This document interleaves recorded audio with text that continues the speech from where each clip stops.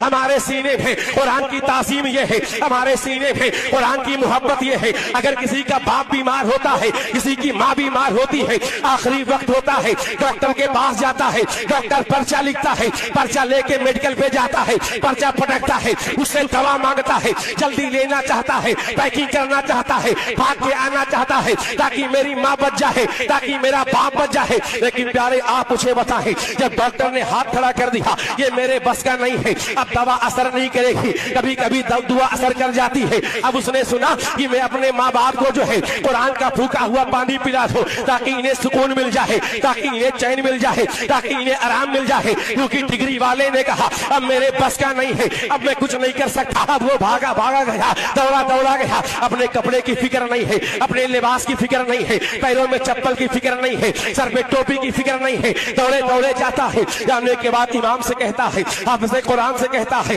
عالم دین سے کہتا ہے، حضور میری ماں پریشان ہے، میری ماں بہت بیمار ہے، آپ پانی پہ قرآن پڑھ کر دم کر دیجئے، شاید اللہ شفا عطا فرما دے، یا اس کے حق میں جو بہتر ہو اللہ اسے وہ عطا کر دے۔ جب اس کے من میں یہ سوال ہوتا ہے اور وہ امام صاحب سے کہتا ہے، امام صاحب نے پانی میں پڑھ کر قرآن کو دم کیا اور دم کرنے کے بعد دے دیا۔ اب اس نے قرآن کا پڑھا ہوا پانی لیا، آہستہ آہستہ چل رہا ہے، بچا کے چل رہا ہے، سنبھل کر چل رہا ہے، دیکھ کے چل رہا ہے۔ میں نے کہا تو مجھے بتا، میرا سوال، ہمارے سینے میں قرآن کی تعظیم یہ ہے، ہمارے سینے میں قرآن کی محبت یہ ہے۔ اگر کسی کا باپ بیمار ہوتا ہے، کسی کی ماں بیمار ہوتی ہے، آخری وقت ہوتا ہے، ڈاکٹر کے پاس جاتا ہے، ڈاکٹر پرچہ لکھتا ہے، پرچہ لے کے میڈیکل پہ جاتا ہے، پرچہ پٹکتا ہے، اس سے دوا مانگتا ہے، جلدی لینا چاہتا ہے، پیکنگ کرنا چاہتا ہے، بھاگ کے آنا چاہتا ہے تاکہ میری ماں بچ جائے، تاکہ میرا باپ بچ جائے۔ لیکن پیارے آپ مجھے بتائیں، جب ڈاکٹر نے ہاتھ کھڑا کر دیا یہ میرے بس کا نہیں ہے، اب دوا اثر نہیں کرے گی،